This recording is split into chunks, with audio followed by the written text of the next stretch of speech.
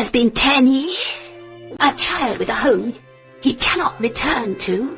A mother he cannot acknowledge. If he were no longer of this world, we would have given up all hope, but knowing that he is still alive. To know he's alive only adds to the bitterness of separation. Who could truly understand? For her child she has wept and wailed. She searched desperately, yet now that he is right beside her, they cannot recognize each other. This gut-wrenching pain is perhaps something only a mother can truly feel. Long-forgotten classic film Mom, Where Are You?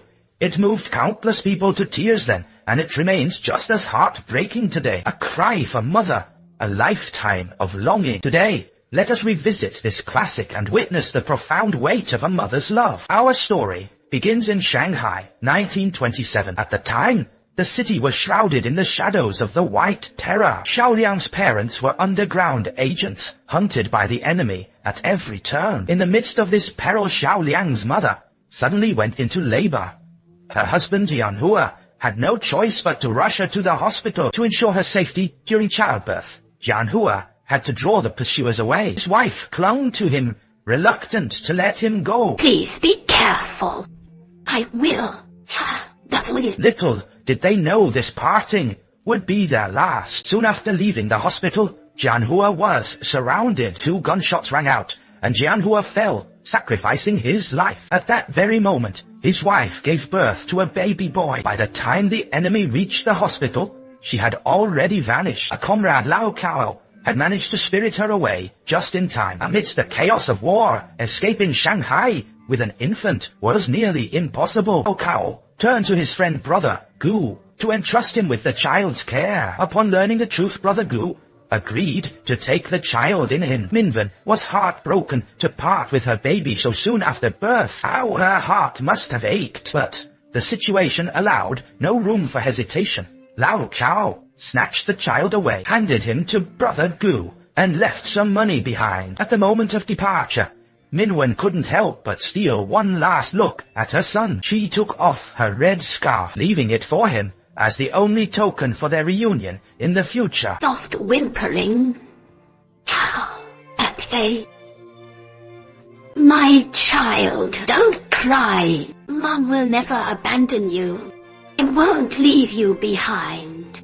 I will come back for you. Minwen knew all too well that this farewell might be a final parting of life and death. Little did she know that her son's tragic fate was only just beginning. Brother Gu's family was already poor in these turbulent times. He and his wife could barely make ends meet. With another mouth to feed, sister-in-law Gu's face was full of resentment. But upon learning the child's origins as a mother herself, she simply couldn't turn a blind eye. Knowing the child's parents were heroes, how could she bear to abandon the flesh and blood of such brave souls? She would rather go hungry herself to ensure the child was fed and warm. When the bitter winter arrived and their income vanished, the child began to starve with them. Overwhelmed by guilt and with his own daughter to raise, Brother Gu was torn. To keep the boy alive, they had to send him to their ancestral home in Suzhou to be cared for by Gu's elderly father. Though poor, the child finally had a glimmer of hope for survival. This child was born at the break of dawn.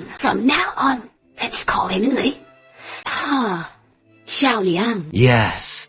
The scarf was left by his mother before she went away. Please, Father, keep it safe for the child. If his mother ever returns, she'll be able to recognize him by this. Yes. Aunt Gu then brought out a long life lock. They had intended this for their own child, but now they gave it to Xiao Liang, hoping that under its protection the boy would live a long and healthy life. And so the child left Shanghai with his grandfather. 10 years passed in the blink of an eye. Minwen returned to Shanghai once more from the Soviet area. She was now desperate to see her son. With Lao Cao's help, Minwen soon arrived at Brother Gu's home. Brother Gu was overjoyed to see the old friend he hadn't met in a decade. But the moment he looked at Minwen, his expression shifted drastically. Seeing Brother Gu's daughter, Minwen's longing for her own son reached its peak. When she asked about her son, Brother Gu struggled to find the words. Miss Min, I have failed you both. With a heavy heart and a moment's hesitation, he finally told the truth, recounting how the child had been sent back to his hometown the year after. Xiao Liang returned with his grandfather. A catastrophic flood struck. The fields were submerged, resulting in a total crop failure. Grandfather also fell gravely ill and never woke again. Unexpectedly, news of their plight reached a local wealthy businessman. Master Guan had 3 wives, yet none had been able to bear him an heir. So his wife proposed buying the boy to raise as their own son. Once Master Guan agreed, his wife sent a maid named Wanna to fetch the child. When Wanna arrived at the house, grandfather was already bedridden and too weak to rise. Wanna helped him up and explained the purpose of her visitor. Upon hearing that Master Guan wanted to buy the child, grandfather refused. Knowing the Guan family's ill reputation, he feared the child would suffer if sent there. He would surely be mistreated. But Wanna persisted. If you insist on keeping the boy by your side, it won't be long before he freezes to death if he doesn't starve first. Now that there's a chance to send him to Master Guan's house as a son, he can at least survive. Hearing Wanna's words, Grandpa's heart began to soften. At this point, this was the only way to keep the child alive. Wanna took out the silver dollars given by Master Guan and placed them on the bed. Helplessly, Grandpa handed the child over to Wanna. Go and told her about Xiao Liang's true origins. This child's father passed away long ago. This is a scarf his mother left behind when she departed. Come here. Watch his palm and say Spain. Couple, please keep it safe for Xiao Liang. No, if that kind young lady ever returns in the future, she can use this token to recognize him. Rest assured, old man, as long as I want her, I'm here. I will certainly take good care of Xiao Liang. Good. After learning the truth, Min Wen did not blame Brother Gu. If there was anyone to blame, it was the turbulent times that forced them to compromise with reality. Brother Gu urged her to go to northern Jiangsu to bring the child back, but Min Wen had a mission to fulfill this time. The matter of picking up her child had to be put aside for now. Ever since Shanghai was occupied by the invaders, it has been filled with thousands of homeless children. Most of their parents are no longer alive. For these helpless children, surviving is harder than reaching for the stars. Min Wen's mission this time was to come and care for these displaced children. Looking at these poor children, Min Wen felt a sharp ache in her heart. These parentless children are truly pitiful. These words touched Min Wen deeply indeed. A child without a mother is like a blade of grass, and wasn't her own child the same? After a few days, the children's condition gradually improved. Life slowly got better, and the organization even opened a temporary school for Thao. But as the enemy continued their assault, Shanghai was on the verge of falling. The organization had no choice but to adjust its plans once again. Order everyone to retreat to Wuhan with the main forces. Before leaving, Lao Chao made a special request to his superiors to accompany Min Wen to northern Jiangsu to find her son. The two set off immediately. Unbeknownst to them, Xiao Liang was already in grave danger. Master Guan intended to have him killed, cause when Xiao Liang turned 5, Mrs. Shangguan gave birth to her own son. Now, he had become an outcast, neglected and unwanted. One day, while the family was celebrating the younger son's birthday, Xiao Liang could only watch longingly through the window. Upon discovering him, Mrs. Shangguan immediately set upon him with blows and kicks. With tears streaming down his face, Xiao Liang couldn't understand why the mother, who was once gentle, now saw him as a thorn in her side. In the entire household, only Wanna protected him. He used to sleep in a warm bed, but now he was relegated to the cold, damp woodshed. If not for Aunt Wan, he wouldn't have had a single bite to eat. Zhang Xiaoliang, covered in bruises, Wanna's heart ached with grief. Since the birth of the younger brother, his mother's harsh attitude made the sensitive Xiaoliang suspect the truth of his origins. Aunt Wan, please tell me, whose child am I really? Where are my real parents?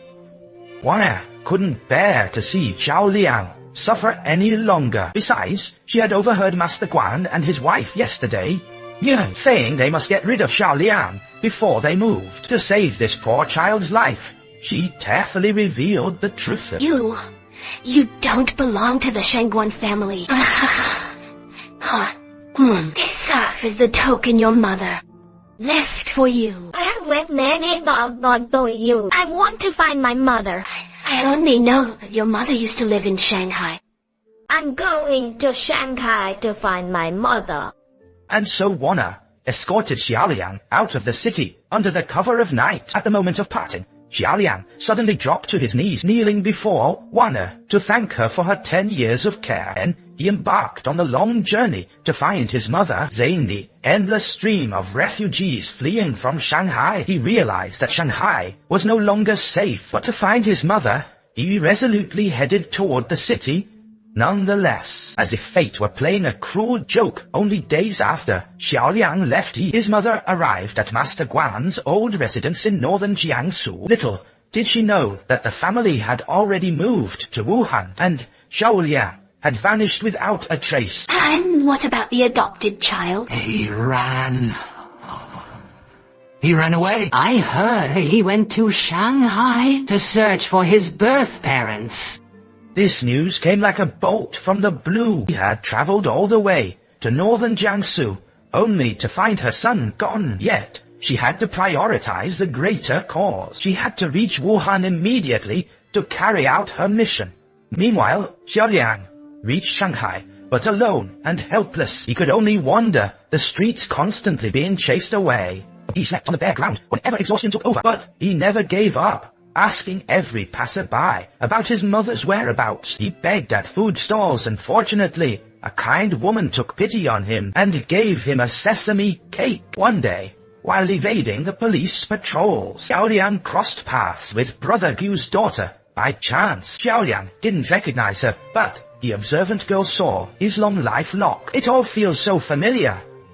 Without a word, but filled with suspicion, she rushed home to tell her father what she had seen. Certain that the boy was Xiaoliang, they told their daughter to bring him back. Seeing the long life lock on Xiaoliang's chest, Brother Gu was certain of his identity. Beautiful. Thank you, Brother Liang. So you are Xiaoliang. Fearing that Xiaoliang might be scared, Brother Gu immediately revealed who he was. Upon learning the truth, Xiaoliang threw his arms around Brother Gu in excitement. After wandering for so many days, Xiaoliang finally felt a sense of warmth at this moment. As soon as he woke up, he immediately asked for news of his mother, only to be told that she had already left for Wuhan. Seeing this child of misfortune, the couple's hearts were filled with pity, so they decided to take him to Wuhan to find his mother. Soon they set off for Wuhan, but fate was not on their side. While they were crossing the river, enemy planes appeared in the sky. A shell landed right next to their boat. The whole family was thrown into the water just as Xiaoliang was about to sink. Aunt Gu pushed the only bamboo pole to him. Xiaoliang was thus able to survive. Upon waking surrounded by refugees, he cried out for Uncle Gu's family, but there was no response. A moment later, he discovered Aunt Gu's body. He froze in shock, then burst into bitter tears as reality set in. 10 years ago, the long life lock was given to Xiaoliang to bless him with longevity. 10 years later, the family sacrificed their lives to give him a chance to live. Failing, he clawed at the earth with his bare hands. Consumed by hatred for the invaders, he secretly vowed to make them pay for what they had done. After burying Aunt Gu, Xiaoliang boarded a train to Wuhan with the Liberation Army. Upon arriving in Wuhan, he found the people's anti-Japanese fervor reaching a fever pitch. Slogans of resistance against the invaders were everywhere. Moved by the spirit, Xiaoliang decided to act and went to a donation site where he donated every last penny he had. Lao Cao witnessed this scene from a distance. Noticing the red scarf he wore, Lao Cao quickly stepped forward to question Xiaoliang. Your name is Xiaoliang, isn't it? Yes. You came from Shanghai, right, to look for your mother? Yes. Xiaoliang, we finally found you. After all the hardships and wandering, he finally had news of his mother, but he cannot reveal himself to his mother just yet because she is currently on an important mission. Meeting him would risk exposing her identity. She is working as a tutor for a wealthy family, has claimed to have no relatives in Wuhan. The master of this house is Master Guan, who once took Xiao Liang in it, but he has long since defected and become a traitor. That day, Minwen handed over the gathered intelligence to Lao Cao and learned that Xiao Liang was nearby. Is the boy, is he all right? When I saw him, he looked just like a little mud monkey. He was squeezing through the crowded masses. I only recognized him because of that red scarf. He was crying and begging me for his mother.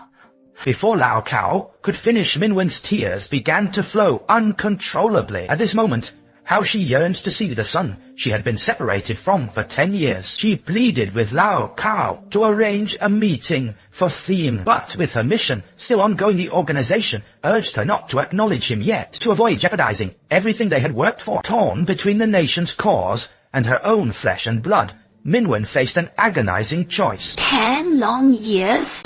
Child has a home, but cannot return to it. He has a mother, but cannot claim her.